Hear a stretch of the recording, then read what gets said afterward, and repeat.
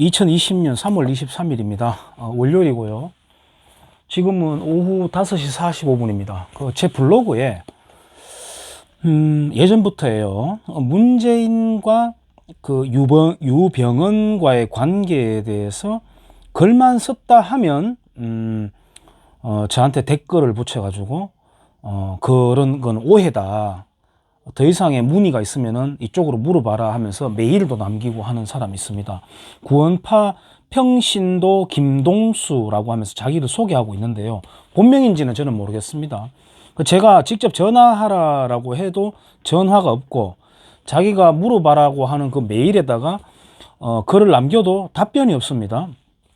어쨌든 문재인과 구원파 또는 유병언 이런 키워드를 집중적으로 서치하고, 그걸 이제 네이버 측에다가 명예훼손에 해당된다면서 게시 중단을 요청하고, 네이버는 자기들이 판단할 근거도 없으면서 그거 그냥 일방적으로 받아들여 가지고 중단 조치를 하고, 일주일이나 2주일 내로 제가 물론 이제 해당 발제글 당사자가 이 신청을 하면은 다시 풀어주고, 이런 번거로운 절차를 계속하고 있습니다. 그래서 아예 제가 유병언과 파산 관제인 문재인, 유병언의 파산 관제인 역할을 했던 문재인에 대한 책이 있는 것을 그대로 소개를 하면서, 이참에 시간 날 때마다 이 책을 챕터별로 문재인에 대해서 한번 까보는 그런 영상으로 한번 만들어 볼게요.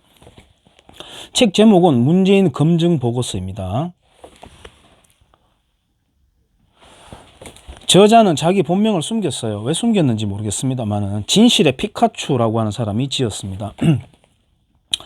자, 그래서 어쨌든 구원파 김동수라고 밝힌 당신은 이 책에 대한 출판 금지 가처분 신청을 내든가, 아니면은 당신이 적극적으로 뭔가 국정감사에 출연을 해가지고 정인으로서 뭔가 주장을 하든가 이렇게 할 일이지, 나 같은 듣보잡 하나 일개인 변변치 않은 이런 사람들의 글에다가도 막 서치해가지고 말이죠. 몇 명이 움직이는지 모르겠어요. 서치하는 사람도 있는 것 같은데, 그걸 막 명예훼손이다라고 하면서 애들 장난질처럼 그런 식으로 하지 말고 아예 언론 플레이를 해서 확실하게 하란 말이에요.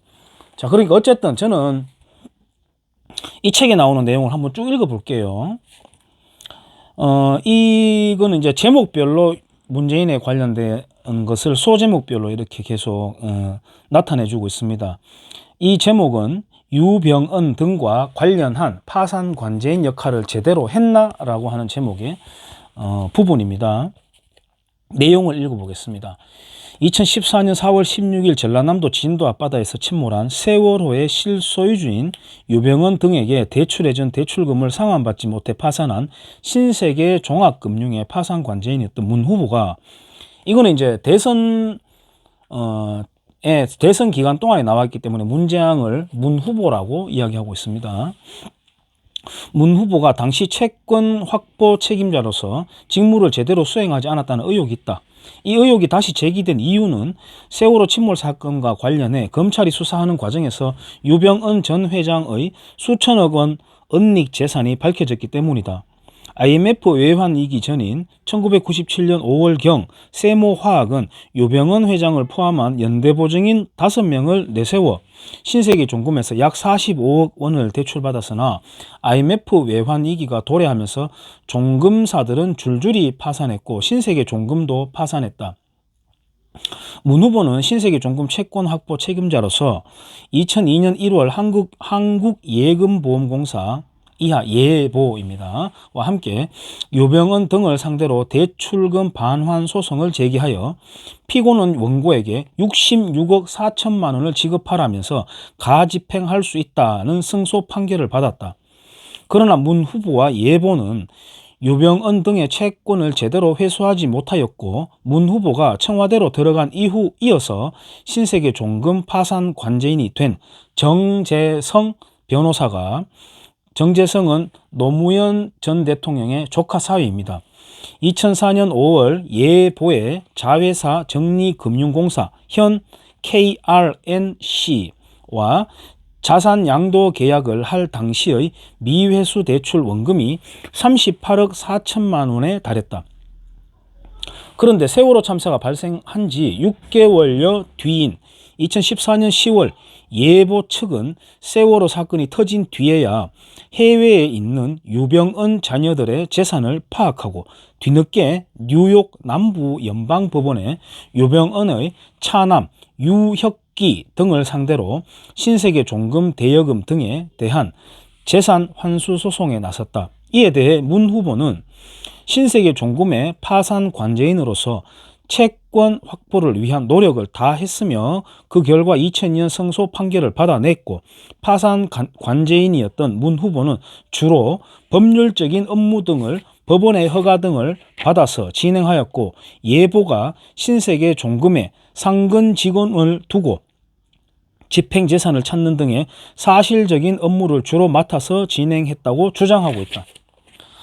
파산 관제인이었던 문 후보와 문 후보의 뒤를 이어 파산 관제인을 맡았던 노무현 전 대통령의 조카 사위인 정재성 변호사가 집행에 관한 책임을 일방적으로 예보에 미루고 자신들에게는 마치 아무런 책임이 없다고 하는 태도가 적절한지 의문이다. 실제로 재산 환수 과정에서 유병언과 연대보증인 등 명의의 국제재산만을 조사하였을 뿐, 예금자보호법 제21조의 2의 1항에 따라 부실 관련자의 배우자 및 직계 존속, 비속에 대한 조사는 실제로 이루어지지 않았다. 그거는 기본이죠. 원래 기본이죠. 그 조사는. 문 후보 측 주장대로 집행의 실무를 예보가 담당하는 것이라 하더라도 부실 관련자의 배우자 및 직계 존속, 비속에 대한 조사의 필요성을 예보 측에 지시 내지 조언을 해주는 것 또한 법률 전문가인 파산 관제인들의 몫이라 할 수 있다. 또한 당시 유병언은 미국 법인인 세모 USA를 통해 1990년 5월 11일 미국 캘리포니아주에 있는 하일랜드 스프링스라는 호텔 리조트를 670만 달러에 매수하여 현재까지도 소유하고 있다. 이 과정을 보면 1989년 4월 18일 세모 USA를 설립한 뒤 해외에 투자 명목으로 190만 달러를 당국에 신고하고 미국으로 반출한 후 이 자금을 보태 하일랜드 스프링스 호텔 리조트를 매입하였다. 따라서 당시 문 후보와 예보가 유병언 등의 채권을 회수하려는 의지만 있었다면 충분히 추적할 수 있었으나 이 역시 제대로 조사하지 않은 것을 보면 문 후보나 예보가 판결 집행의 의지를 가지고 있었는지 의심하지 않을 수 없다. 다 드러난 정황이 있는데 조사를 안 한 겁니다. 더군다나 1997년 8월 세모그룹 법정관리 신청 당시 부채는 3,673억 원이었고 2005년 3월 600억 원만 채무 면제되었는데 2007년 12월 법원 인가로 754억 원 출자 전환을 통해 1,155억 원 탕감되는 등 문재인이 청와대 비서실장으로 있던 참여정부 말기에 집중적으로 부채 탕감이 이루어진 정황까지 보인다. 아니면 밝히면 되는 거죠. 이런 상황에서 최근 예금보험공사가 유병언 일가의 미국 재산 환수 재판에 나선 것을 보면 10년 전 문재인 후보 등이 파산 관제인으로서 가집행을 충실히 않은 영향도 있다는 정치적인 주장도 나름 설득력이 있다. 이거는 개연성입니다. 그런 측면에서 문 전 대표가 당시보다 강력한 의지를 갖고 실질적 채권 확보 조치를 취했다면 유병언의 재기를 막을 수 있었고 결과적으로 세월호 참사도 막을 수 있지 않았을까 하는 정우택 원내대표의 지적도 경청할 만하다. 문 후보의 해명이 필요하다. 이렇게 하는 단락입니다. 박근혜 섹스 비디오가 곧 나올 것이다 라고 하는 주진우의 그 사악한 거짓말도 통용되는 이 시대에 이러한 구체적인 정황에 대해서 이미 책이 출판되어 있고 사실관계가 두 눈 시퍼렇게 뜨고 있는데 이런 글을 올리기만 하면은 이 서치하는 세력들이 서치를 해가지고 뭔가 글을 남겨요. 그건 오해라고. 그래도 글을 안 없애면은 네이버 측에다가 명예훼손 이 의도가 있다라고 하는 식으로 게시 중단 요청을 하고 네이버는 그걸 받아들여가지고 게시 중단을 한다니까요. 이게 정상적입니까? 구원파 평신도 김동수라고 자신을 밝힌 사람 한번 말해보세요. 그리고 자신이 있으면 여기에 대해서 제대로 밝히고 이 책에 대한 가처분 금지 신청부터 내면 될 거 아닙니까? 자, 내친 김에 이 책에 대한 내용들, 뭐 동남은행에 대한 이야기부터 해서 바다 이야기도 나오고요. 우리가 익히 알고 있는 그런 것들이 재밌는 게 많이 있습니다. 아예 그냥 이 책을 단락별로 소개하도록 하겠습니다. 앞으로. 감사합니다.